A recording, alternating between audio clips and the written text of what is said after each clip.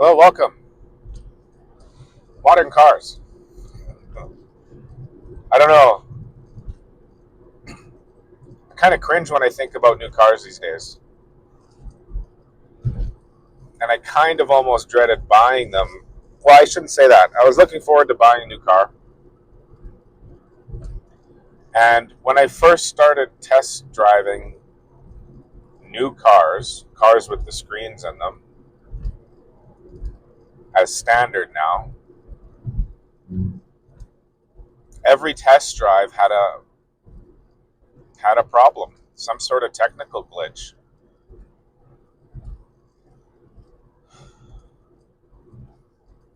The first thing I went and drove was a Toyota Tacoma, a truck. I was really thinking of buying a truck. And it was still, they hadn't changed that model since 2006 or something, 2005. It was still the same truck. Everything worked on it just fine. I mean, if it's working, why change it? But the next thing I went and drove was a Chevy Colorado.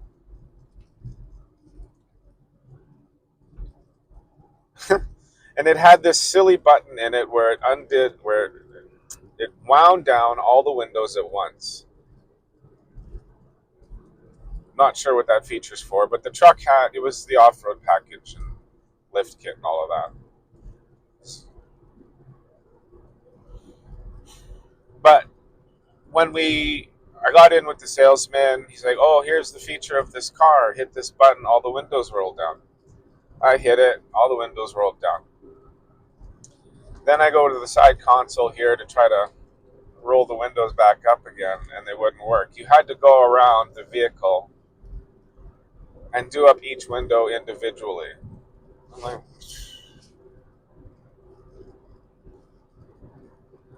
and there was something else that happened. We took it out for a test drive. And I remember it had something to do with, oh yeah, I folded the mirrors. It had to do with the mirrors. I folded the mirrors. I was just, okay, does this work? And they folded in. And then they wouldn't fold back out again. So I had to turn off the vehicle, get it to restart, started it back up again, like reboot your phone or your computer after something stops working.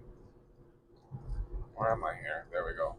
And then, yes, they folded out again.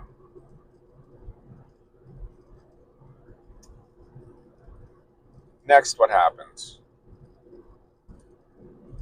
I went to look at their little Chevy Trailblazer. Because really, I just wanted something small that could tow a boat. I was thinking truck maybe, because I'm moving to Alberta. You kind of need a truck. We're living out in the boonies. But anyway, I went and looked at the little SUV. Because I didn't know anything about little SUVs. I've never liked them. I thought they were a joke.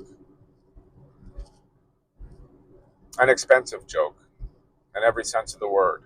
If you've seen Jeremy Clarkson go on a rant about them, it's the same way I felt when they first came out. But I get in the Chevy Trailblazer, and the plastic was all cheap. Everything felt cheap. I'm like, oh, maybe this will work. I just needed to bomb around in the snow.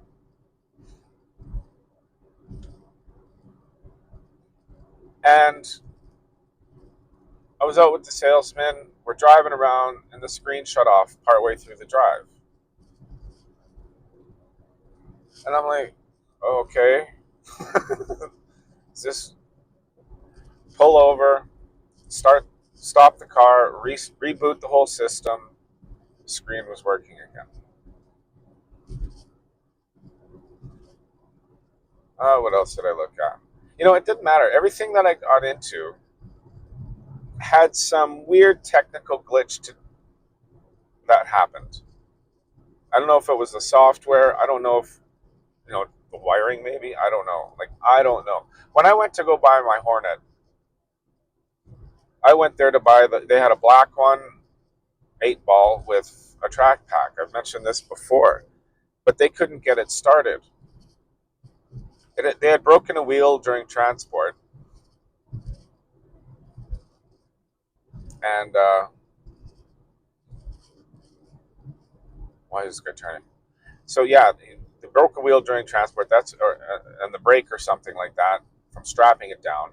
That's what the salesman said. But then he couldn't get it started. He said, "Oh, it's probably a lemon. We don't know." But we went on the test drive in this thing, and then I ended up buying it. But from a broken wheel, how does the car not start? If it broke during transport and it was strapped down, like, is that how? I was watching a mechanic on YouTube, and he had some Kia come in. Well, the customer had it towed there because it wouldn't start. There was some sort of software glitch. And he was saying, this car is now useless from some little thing. Has nothing to do with the function of an internal combustion engine, has nothing to do with steering and wheels or anything like that. It was just pure software glitches. Now, this Hornet has a bad name from it's a terrible launch and absolutely terrible customer service from Dodge. And they sent these things out half wired because I'm on the owners forum and there was nothing but complaints about the car, like from a lot of people. You know what? I'm just going to park over here, maybe in the shade. Yeah, nothing but complaints from people. And I mean, really, really justifiable complaints. Really justifiable. And the company wasn't even backing up their customer service on them. People enacted lemon laws on them and things like that. There was a group of us on there, quite a few of us actually, that had really no problems. Just that first run quirks and things that happened.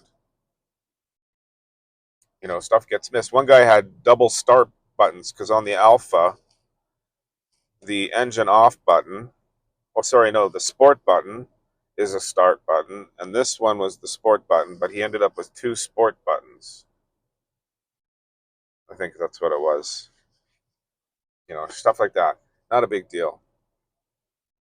Cars was expensive compared to what was out there, but what was out there was crap, especially from domestic automakers.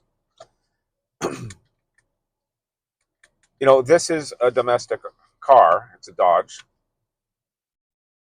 but at least it's all Italian and it comes with a European price tag on it, and it drives like a European car.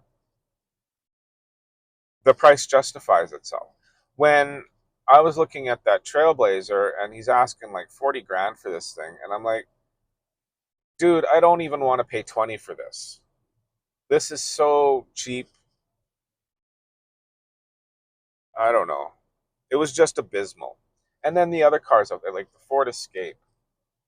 Like, what an ugly piece of junk. I'm sorry if you drive one, but it just doesn't appeal. CRV, same thing. The Toyota RAV4, overstyled, maybe, I guess. What was that? Nissan Rogue?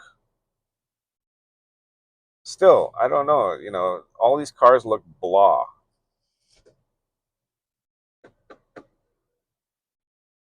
I do have to say the Tonale looks really good.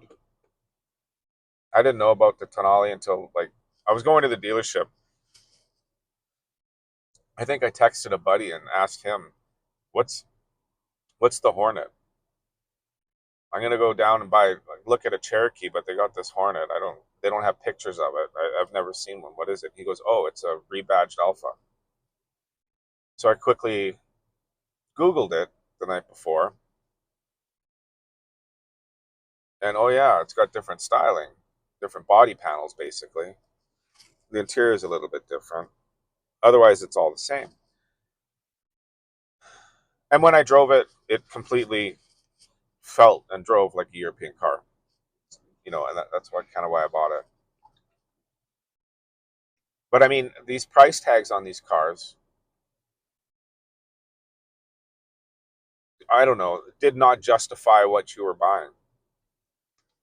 And then you add to the fact that they're built to break quickly, especially as soon, everything's kind of made to break as soon as the warranty ends. Full of plastic engine parts. I know that's been going on for a long time. We had a Jag with plastic engine parts in it. Now BMW had plastic stuff in there too. But you know, I'm,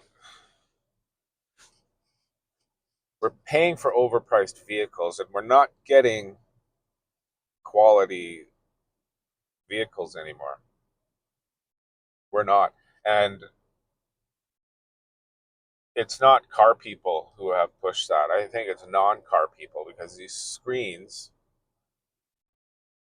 like all the functionality of the car is in that screen. So when that screen goes, you don't get your heated steering wheel, you don't get your heated seats, you don't get your, well, whatever you name it, everything runs through that. I mean, I got basic climate controls here, thankfully, but all the reason that I bought this car for the little bits of luxury that it has, 'cause I'm old, heated steering wheel and -40 is really helpful.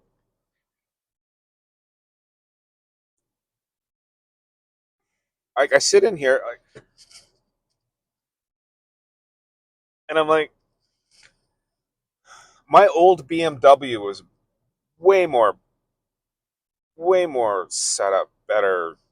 It had buttons that could function for seats, for steering wheel, for you name it, right? And here it's all on the screen, and I know when the screen breaks, and they do break, because how many phones have you had that have broke?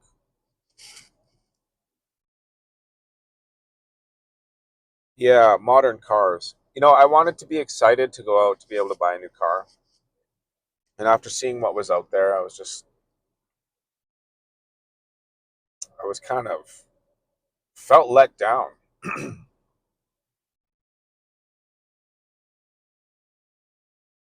you know, for fun cars, to go out and find a fun car,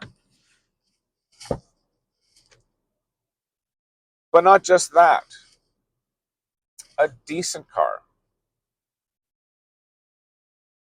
And I was kind of stuck to domestic automakers for that because I needed the movement that they have in their price. I had to be able to knock it down quite a few $1,000s. And you can only do that here in Canada with domestic automakers. You can't do that with imports. They just don't have the margin. They don't have the same margins as domestic automakers.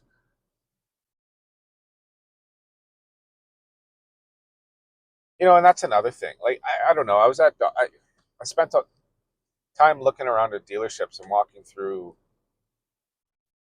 the cars on the lot and stuff like that. Dodge was the worst. They had trucks on there that were 2 years old, unsold, way overpriced, and they're trying to charge premium prices for this stuff, like luxury car prices, not even domestic car prices. No, your Grand Cherokee is not a Land Rover, or what is that other thing that they built? The great big giant thing, trying to outdo a Suburban or whatever. And no, who's going to pay for that? It's a Dodge. Oh my goodness. Oh my goodness. Yeah, I don't know. And there's exciting cars that came out that year. The Z car came out again, super overpriced, and it's just a little two-seater sport car. I know the RT version of this. Guys were waiting forever for them on the forum there, I found out. And they get delivered, and they're nothing but problems with them. And they're paying a premium price, a luxury car price for them. you know, and that's crazy. Like, what is going on with automakers? Like, I don't, I don't, I don't know. I don't know. But it's always been hit and miss with car makers because they'll put out something really good and then nobody will buy it. And then 20 years later, everybody is looking for those cars. They didn't make too many of them. They were a surprise and they end up being reliable, stuff like that. And people hunt them down. Oh, that was a good car for the time. I know for the past, geez, almost 20 years, was it 2025 now? Yeah, for the past 20 years, if the car maker made a crap car that was just cheap for people to buy, people were buying it. Throwaway cars, finance, low financing cars, $200 a month or something. Just crap cars. What was the other thing here? It was yeah, car makers when they do, and that's a sad thing. They make a good car, nobody buys it, or an exciting car, and then nobody buys it. So they don't make them. And they make the junky, crappy cars, A to B cars, and then people go, "How come car makers are making such crappy cars?" And then they'll come out like the Z car is a perfect example. Came out there in 2023, nobody bought it.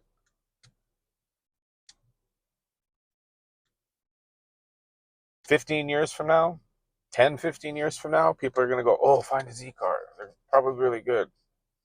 Good price on them."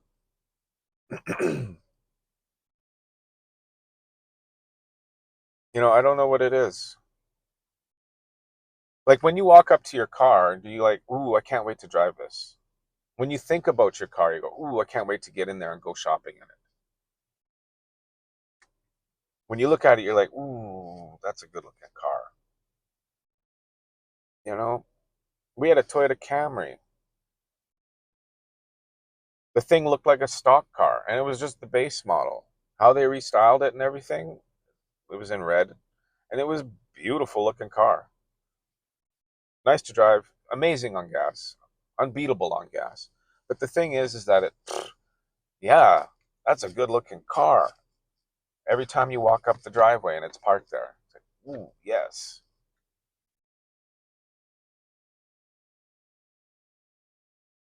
When you walk up the driveway and you see your car, you say, ooh, yes. Put it in the comments. Like and subscribe.